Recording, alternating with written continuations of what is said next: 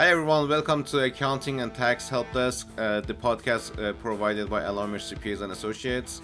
I'm here in the CFO side of the business and helping business owner to achieve their financial goals. Today I'm going to talk about I'm going to talk more in details of cash flow management, budget and forecasting. Uh, So people always asking me, what's the cash flow? Why you're talking about that so much? And my answer to this is cash flow is the blood of your business. Every cell of your business, every department needs cash to operate. So if you don't have the cash and if you don't account for your cash management, one department might suffer, one department might have more cash, and also you need to know at the end of the day how much cash you're taking home. So it's very important. If you have lots of cash, you're swimming in a green pool. If you don't have cash, your pool is empty and you just look at it from the yard, nothing to do. So people are confused with the cash flow with the cash they have in the bank. So the way you calculate your cash flow is a very simple formula. It's called cash conversion cycle basically. It's basically how many days your inventory outstanding plus how many days your AR is outstanding minus your how many days you're taking your time to pay your vendors. That's their conversion cycle. And within this conversion cycle, you need to calculate what the other expenses are. So basically, we want to shorten the conversion cycle, increase the cash coming in, and reduce the cash coming going out. And this is basically the nature of the cash flow. It has lots of details, but in a nutshell, if you want to just think of it, like take these three part of your business, AR, inventory, and AP, then you can convert to the cash flow management. AR stands for accounts receivable. For short, we call it AR. AP stands for accounts payable. We call it AP just because we are lazy accountants. Uh, but if you have this conversion cycle, then you can manage your cash every month. So every day, my clients they need to look at their bank and see if they are positive or negative. And not every day actually, like every week, every month, maybe every 2 weeks. But the positive cash flow means you're bringing more cash to the company that you're going out, which is perfect. If you go with this cycle for the next 5 6 years, you're golden. The negative cash flow means you're paying more than what you're bringing in. After 6 months, you're gonna suffer. After a year, you probably need to close the door. Depends on your uh, business and financial situation. Sometimes you need to go for a bank and get some money, and those are the expensive loan. If you don't have a cash in the bank and ask for money, those are gonna be expensive loans. So negative cash flow basically means there's no water in your pool, and you're suffering. I just spoke about the conversion cycle and the cash management, but there are factors that causing problems if you are not careful. The first thing is you don't have enough sales. If you don't have enough sales, you basically losing money. Your overhead cost is so high. Like you rent an office for $10,000, but for two staff. So you need to manage your overhead very carefully. Don't spend lavishly on your overhead. You buying inventory too fast, and you need to make sure your inventory and the stock are accurate, and you need to purchase inventory as needed, not just 2 months in advance because you found a deal in a website. And also poor pricing on your product. If your product worth $100 and you only sell them for $50, you're gonna lose money and you're gonna suffer in cash flow. So the pricing of your product or service is very important in cash flow management.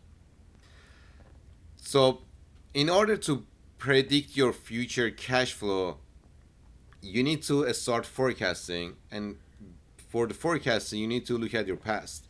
And in order to look at your past, you need to reconcile a book, have the accurate book. The first step is look at the last 12 months. We call it TTM, third of 12 months.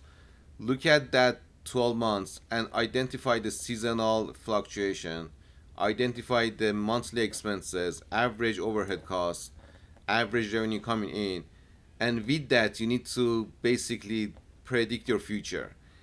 In 80% of businesses, the growth is predictable, so you can basically get your historical data, factor in some market fluctuation and some growth in your business, then you can start your project in cash. Again, these are very simple. It's very confusing. It might be very confusing when you start putting a pen in your paper. So if you have any question on this, feel free to reach out at helpdesk@alarmistcpas.com and talk to any of us, and we can answer your question in more details. The other question I'm getting at part is, how can I manage my cash? What are the software we are using? There are multiple software in the out there in the market. There are, like, if you Google the cash flow management, you probably got like a 10 as a sponsors.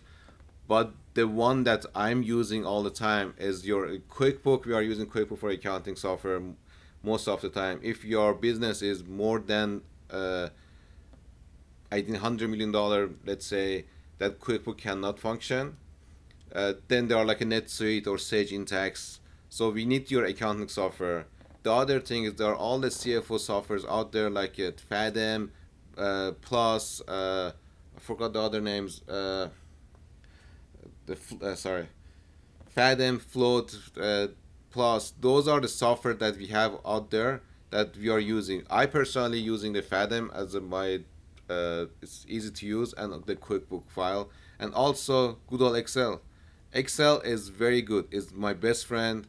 If I want to, if you don't want to pay for expensive software, Excel is the god in the accounting world. We are the other thing that people are forgetting is some businesses are seasonal. People are only working on like a selling product for Halloween, selling product for Christmas, or only summer. The ski stores, they are seasonal. So these people or these industries, they need to be very careful because they might have a really good month in the winter time if you are in the ski if you have a ski equipment store. You might really have a good winter time, but summertime you are selling jack shit, if pardon my French. But the one thing that you need to account for, you need to average your cash flow for 12 months always. So if you are making lots of money in winter time or your top season, reserve that money. Basically annualize that gross income over 12 months and spending over 12 months, and making sure you're buying inventory when it's cheap. uh, Probably in the for the, let's say, if for the winter sports equipment, my bet is the springtime after the ski season's done, you can purchase lots of cheap inventory because they are all discounted. So you can get those for next season. You stock up in your inventory, but also you need to make sure your cash margin is annualized over 12 months, not only for 3 months of winter. I have a friend one time asked me, I have too much cash in my bank account, and what's the risk on that? And I said, first of all, that's not a problem. Go in the mirror and have fun. Drink a whiskey, drink a scotch, enjoy it. That's not a problem. But there are two main topics or factors that you need to account for. One is you're losing the opportunity cost. Basically, opportunity cost is you can do something with your money that bring more cash in uh, than basically compared to your interest on your saving interest or interest rate. Basically, if you have too much cash in the bank account, you are losing the opportunity cost. First of all, you can use the money to do something and earn more money than you park in the bank and just collect interest. The second is inflation. If you are in the high inflation period, like last 2 3 months, 3 years after COVID, your cash losing value, and you don't want that your cash being obsolete. So try to, if you have too much cash, if you have excess of cash, talk to your CPAs. Make sure first of all your tax are taken care of. Make sure you are not getting a huge bill from the IRS. and also making sure your cash is working for you and not being obsolete during the inflation period. So the cash reserve is very important because you never know what's going to happen in the market. You never know what's going to happen uh, if they close all the stores because of the virus, or something happen in the political system, or just we had the fires in California and people are losing houses and businesses are losing their buildings. So you always need to have a cash reserve. Look at it as an insurance. You need to, over the time, as a part of your budgeting, try to chip in a few dollars, few $100s, few $1,000, depends on your size of business. Try to save that money and put it in the money market account. Basically, you're gonna collect some high interest on that, but you have access to it whenever you want. But try not to touch it, just for that emergency.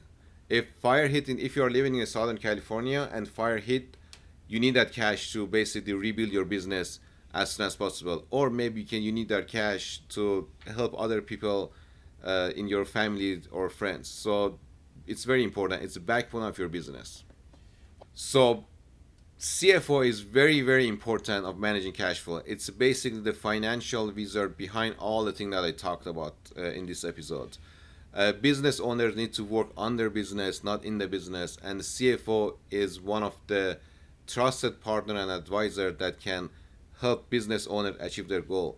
And 99% of business owners, they are good at creating things, at building things, but they are bad at managing cash and finances. So having a good CFO by your side is very important. So I'm gonna wrap this episode up with the and asking you to like, comment, share our podcast. As always, we are here to help. Reach out to us at helpdesk@alamircps.com. Thank you so much, and see you next episode.